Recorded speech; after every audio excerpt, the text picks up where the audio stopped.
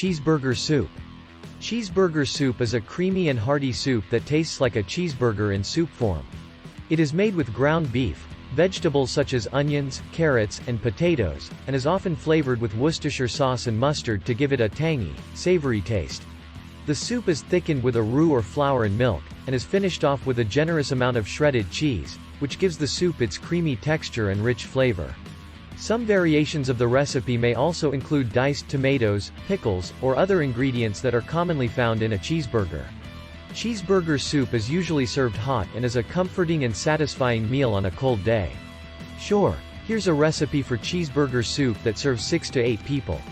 Ingredients: 1 pound ground beef, 1 small onion, diced, 1 carrot, peeled and diced, 1 small potato, peeled and diced, 2 cloves garlic, minced, 2 tablespoons butter, 2 tablespoons all-purpose flour, 2 cups chicken broth, 1 cup milk, 2 teaspoons Worcestershire sauce, 1 teaspoon mustard, salt and pepper to taste, 1 cup shredded cheddar cheese, chopped fresh parsley, for garnish, optional.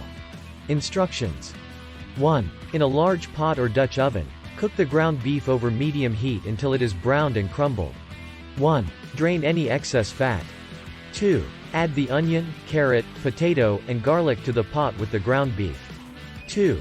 Cook for 5 to 7 minutes, or until the vegetables are softened.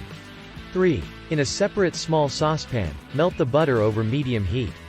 3. Add the flour and whisk until it is smooth and bubbly. 3. Slowly whisk in the chicken broth and milk. 3.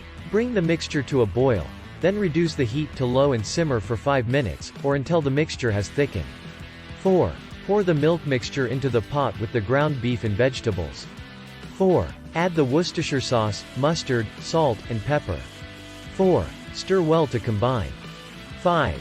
Bring the soup to a boil, then reduce the heat to low and simmer for 15 to 20 minutes, or until the vegetables are tender.